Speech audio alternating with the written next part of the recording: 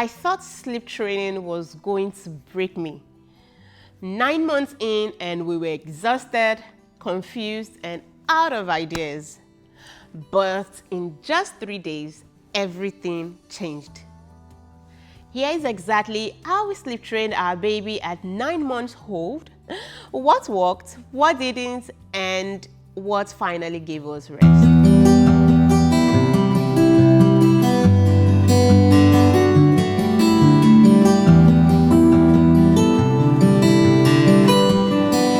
Meaning that I had to pump more.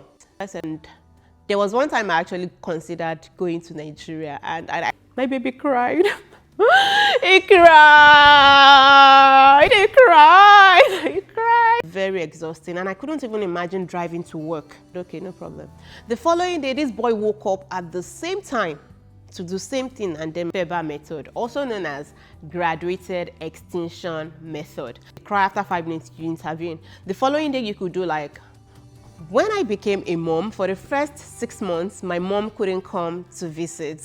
So we had no help, and it was our first time experience as parents for my husband and I.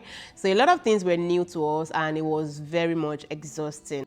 And I remember the first 4 months on my maternity leave seemed to be quite bearable because we were doing all of that full time, though my husband had to resume back to work earlier than that.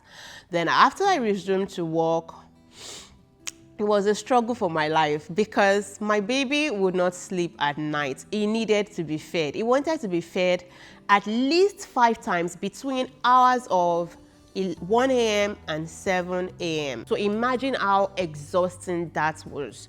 Waking up to feed your baby and still resuming to work the following day. Though we were working from home, but even that it was still very exhausting, and I couldn't even imagine driving to work with all of that, but that was the life I was living. So I was very much happy when my mother could finally visit, and I think she was able to come when my baby was around 7 months. But you know, before then, it was really a struggle for my life. Fighting night and day to be sane, to be happy, and be productive. I think at a point I was tending towards depression because of the sleeplessness, the tiredness. It was exhausting, and there was one time I actually considered going to Nigeria, and then I didn't even know I was tending towards depression. Anyways, let's go to the good side. So I think around 7 months was when my mom was able to visit. When my baby was 7 months was when she was finally able to visit, guys. I was so happy. And prior to our visit, our baby used to sleep in our room. He used to sleep in his bassinet by our bedside. And that reminds me, I need to sound a note of warning. Parents, please and please and please and please, if you have been doing it, let this be your cue to repent. Stop doing this. Stop putting your baby on the same bed as you and your partner, especially in between you guys or even beside you. It is not safe. And I know some people will say, we've been doing this for centuries. This is not the first time, I've had several kids, you just had one, fine. And there are some people that have been victims of this same thing. Who would be victim would never can tell, but I feel like the cost of finding out if you'll be a victim or not is too high to pay. Don't try it, don't. It's too risky. Get a bedside bassinet. This is 2025. There are lots of options on Amazon. I could link one down in the description box for you to get something very good. We got one, and it's so convenient to use that it has a zipper that you lower so that you can reach out your hands at night to just tap the baby or get your baby for breastfeeding and put them back when you're done. It's so easy, and it is usually movable, so we'll move the bassinet from the room to the living area during the day. At night we'll move him inside the room. It was so convenient. Like once we got back from the hospital, we started placing him in the bassinet. That's one mistake that parents also make, and then I hear parents say he never sleeps in the bassinet. I feel like it is how you train the kids. And this is not to say that there won't be exceptions, but please, when we get back from the hospital, cultivate that bit of leaving them in that bassinet, because they were in the bassinet at the clinic and they slept there. So when you come back home, continue that practice. So for the first 6 months, like I said, he was sleeping by our bedside in his bassinet. I would get him, feed him there. And so when my mom came, we moved him, and then he would sleep in our room. So one of the first things I noticed with this experience was that the number of feeding times dropped. So when my mom came around, I was not feeding him directly. When he was in my room, I would pick him up and feed him directly.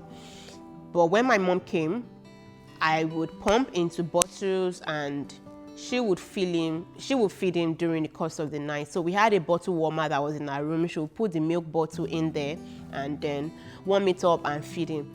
But I noticed that as soon as that started happening, the number of times dropped. And I was wondering, could it be a proximity issue, the fact that he was latching directly to the breast, or the fact that he was sleeping beside the breast milk? So he was perceiving it or something. The fact that he was sleeping close to me, so he could perceive my presence, he could perceive the whatever smell of the breast or whatever. Probably that was why he was feeding as much. I don't think I finally got to researching about that, so I'm not really sure what that is, but that was what I noticed. Then it dropped to about 2 times over the course of the night, which was good news, right? And there was a certain time my mom said that he woke up at night, not to feed, because after feeding, he still wanted to stay awake. Usually after feeding, he would go back to bed, but now he wanted to start playing, right? He wanted to be playing at night, 7-month-old baby, not a newborn. So I told her, do not entertain that. Do not accommodate it. Do not accept it in any way. Push back. Otherwise, it's gonna try it again. My mom said, it's not a big deal. I said, okay, no problem. The following day, this boy woke up at the same time to do the same thing. And then my mom realized, okay, but she ignored him. So because she ignored him, and usually we sleep in dark rooms, we don't turn on the lights. So as my mother ignored him, no light, nothing, he went back to bed. And that was the end of that. That was the end of that. So going back to our sleep training, how we finally got there. Remember I mentioned that feeding dropped to 2 times. Now feeding began to increase. My baby moved from 2 times to 3 times. My mother accommodated it, meaning that I had to pump more. Then we moved to 4 times, meaning that I had to pump more. And my mother was like, okay, let's see.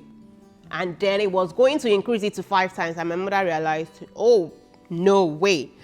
And for me, I felt at that point, this boy has realized that, okay, this woman can also give me milk.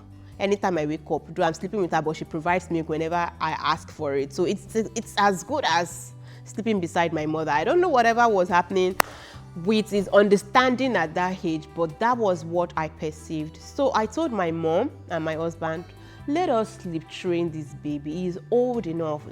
We have a crib that we have set up for him. He has never slept in it. We have a big crib that is in this nursery. Let us put him in his nursery. Let him start to sleep by himself. My mother and my husband were like, no, he's too young to sleep by himself. And mind you, his room has a connecting door to my mom's room. So I feel like that makes it even easier, because if she had to attend to him, she would just like use the door to go through to him. But it felt like, no, he was too young. I'm like, okay, no problem. But at the point when he was getting to 5 times of feeding at night, which was more pressure on me. So at that point was when my mother and my husband agreed to sleep training, because from my own understanding and what I've seen, a lot of people do this. They even sleep train their children from as early as like 6 weeks, 7 weeks. And they always turn out fine. So at that point when they agreed to it was when we did it. And we did it within 3 days. But before I go into how we did it, I want to share 5 different sleep training methods by professionals. And then I'll tell you which of these we decided on and our strategy. In no particular order, let's start with number 1, That is the Feber method, also known as graduated extinction method. This method is named after the doctor that developed it, and that is Dr. Richard Feber.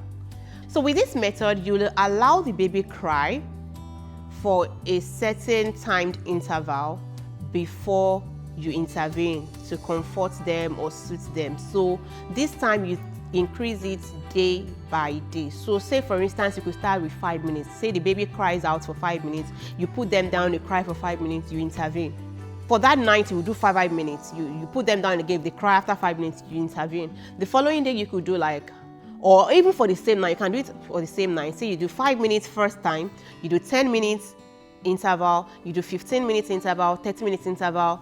After a while, you don't intervene again. So that's why it's called the graduated extinction method. The extinction there is you extinct yourself, don't mind me. The extinction there is when the intervention stops. This second method is the extinction method, also called cry it out method. This was developed by Dr. Mark Weisbluth. I hope I pronounced that right. Anyway, that's not what matters. But under this method, what you do is allow the baby cry it out. No intervention whatsoever. So no matter how long the baby cries, you put them down and you just go until morning.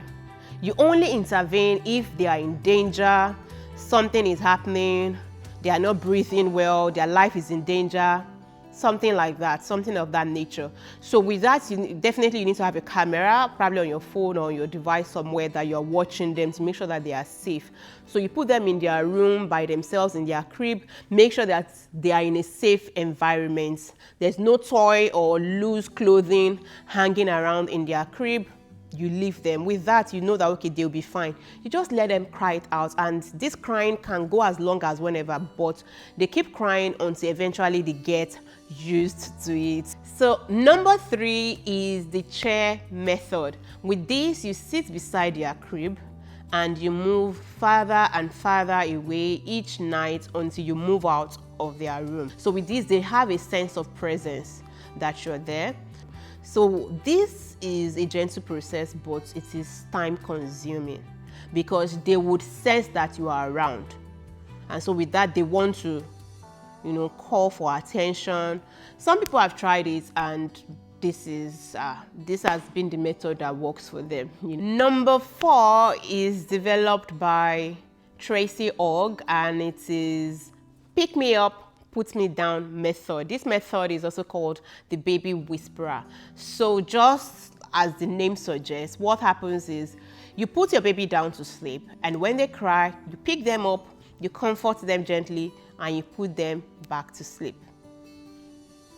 Which I feel is what a lot of parents already do. But you're sleep training them to sleep by themselves. Probably they've been sleeping in their bassinet by your bed before. Now you're putting them in their crib, So, and for some parents where probably the nursery is upstairs, your room is downstairs, this can be very, very, very, very stressful because you have to pick them up, you have to put them down. But if they are still close to your room, maybe it might work for you. And the last method that I want to share today is very comforting, and it's a no-cry method. It was developed by Elizabeth Pantley, and it's a no-tears solution. It's a gentle sleep training solution where you use routines, you use feeding and some other techniques to put baby to sleep. So you want to build a number of routines that help the baby understand that, oh, it's time to sleep. It's a whole number of things that you put together, but you basically combine routines. So it's very important that you use routines, because usually from what I have seen and observed with our babies thrive on routine. So it's a very gentle method. So I feel like to decide which one would work for you as parents, you need to understand your situation. Number 1, your housing arrangements. Number 2, the kind of help that you have, the amount of time that you have. Then look at them vis-a-vis all of this method. You can do a combination of this method. You don't necessarily have to stay with one. But for us, we did one. For me, I felt like, no, we needed to do this or not do it at all. So the method that we did was the cry it out method.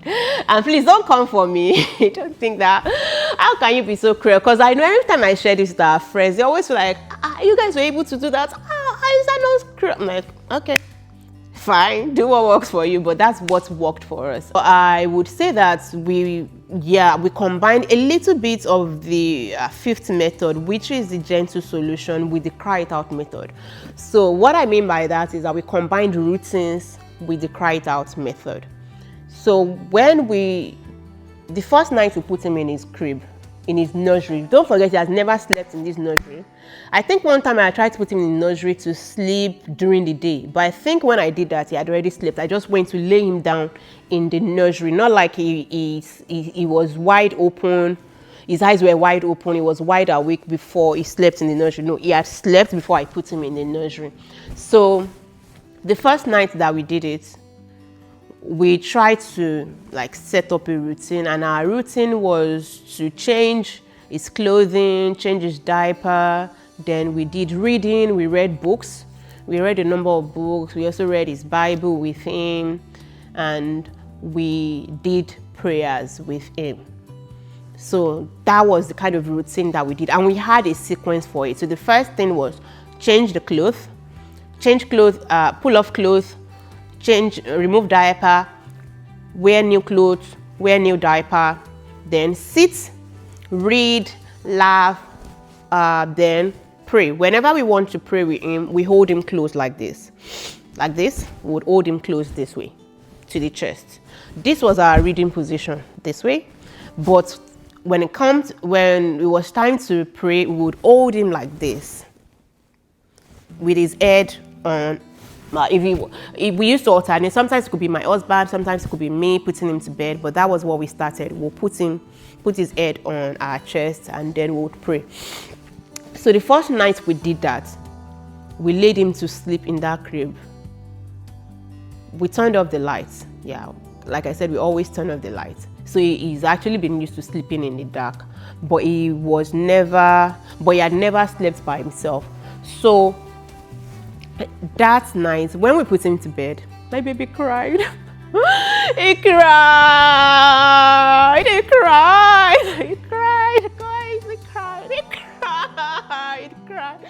Oh no, he cried.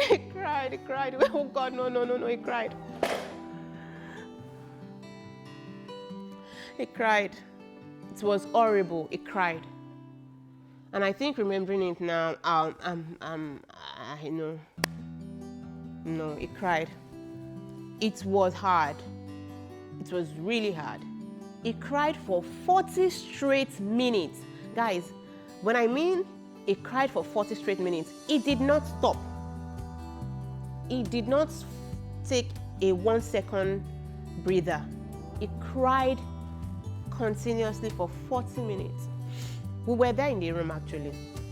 We turned off the lights, and both of us laid flat. We actually did a night routine together at that time. It was that night we were together. Both of us laid flat in the room. We laid flat on the floor by his crib side. So he didn't know that we were there. So that was why we laid flat, so that he would not see anybody or any frame and like, okay, somebody is here. At the point my husband couldn't take it, he wanted to carry him. I'm like, if you carry this boy, if you carry him, I told him to leave the room if he couldn't take the heat, so he left the room. He had to crawl out of the room. I stayed there with him. I timed it, I had to time it, because I wanted to see how far he could go. And thank God he stopped at 40 minutes. And though I was determined that even if it was 2 hours, we were going to do it, because when you pick them up at that point, because I had read about the cry it out method and I knew that's what I was going to do. And from what I had read then, if you pick them up, you undo whatever progress they've made. Because when they are going through that crying and everything, they are fighting different emotions, a lot of things, they are beginning to understand. But once you carry them, then their brain resets. It's like, okay, so it means after the certain number of times, if I continue crying, you'll pick me up. Then they get used to that. So whatever progress that they made, you have undone it. So you could have as well just carried them immediately they cried. Otherwise, they are crying as being for nothing. Because the cries they are crying at that point, it's not as if they are crying out of discomfort or pain. They are just crying out of, it's like a growing feeling that comes with even newness, with a new challenge and all of that. So it's just like you trying to learn a new language. Do you say that because the language is tough, you stop learning, especially if you really want to have it? That's how I would see it. So we didn't do that. We didn't pick him up. We left him to cry. That was the experience for day 1. Day 2, we did the same thing, put him down. My husband didn't even wait with me, just moved out. Man was not willing to hear the tears. He moved out and I stayed. Okay, I think I didn't stay the following day. Yeah, we didn't stay. Both of us actually moved out the following night. I remember both of us moved out. We didn't stay with him. So we let him see that we were moving out of the room. We didn't crawl out of the room. We walked out of the door, so he would know that these people are moving out of the room. And we don't close the door tightly. We don't shut the door. We just like gently close it and leave some space open. So we left. That night, he cried for about 25 minutes. It was shorter. He cried for about 25 minutes, and that was it. He slept off. The third night, same thing. We walked out of the room, boldly, confidently, shut the door. Not shut the door, just like closed the door behind us, and we left. That one was not even long. He cried for like 5 minutes. And that was it, my people. 5 minutes. And ever since, he's been sleeping by himself in that room every night, even till my mom left. And those 3 days, he woke up quite a number of times for some feed. I think my mother fed like 2 times. And we fed him, I think, till he turned like 11 or was it 10 months? It was like, I think a month or 2 after he started sleeping by himself, he stopped waking up for feed. He stopped waking up for feed. I think it was 1 month into the time he started sleeping in his nursery by himself that he stopped feeding at night. He would not wake up to feed. He would sleep all through the night. And that was it. But anyways, we're thankful that we got to that journey and we got to that solution. So there's things that I noticed that have worked. Having a strong routine that you are there to is very important. So the routine we started is what we use even till today. I would say that when you build routines, make sure that you are there to them. Don't do those routines today and do another routine tomorrow. You will confuse the baby. Like my baby now, once I carry him this way, sometimes even before we finish saying the prayer, he has slept because he already knows that, okay, that's the time to sleep. So now that he's even able to talk and he understands us better, I'll say, Dara, time to go upstairs. He understands, okay, it's time to sleep. Go upstairs to sleep, and one will start praying like that. It's time to pray. Sometimes you don't even need to put him this way. He will sit that way by himself, so he's already used to it. And I'm so thankful that that is something that works. So if you're feeling overwhelmed and you feel like you cannot do this, I want you to know that you can. And I feel like we don't give our kids, our babies, the credit that they deserve. These babies are strong, honestly.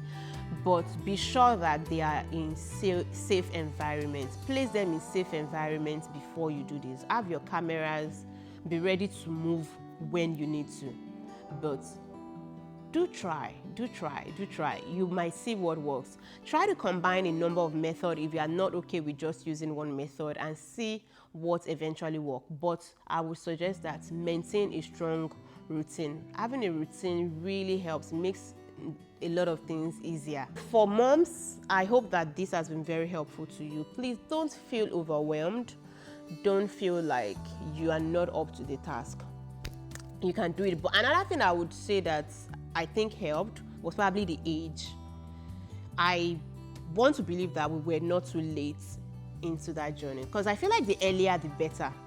I've seen parents where they talk about their baby is now 2 years old, because at 2 years old they are now smarter. They understand some tricks and things that they can do to get out of their crib and come meet you in your room. They are able to move, but at that age the baby cannot move, so you put them there, they can't get out of the crib. So I feel like the earlier you can, the earlier you sleep train them, the better. So if they are probably older than that age, or probably older than 2, or at the age where they can move, you might want to try other methods. But I wish you God's best. I wish you success, honestly, on this journey as you try to sleep train your baby. Please, please, and please don't leave this video without liking it or leaving a comment below, because by that, YouTube will recommend this video to other moms out there. And you know that on this journey of parenting, it's good to share because all of us are going through it.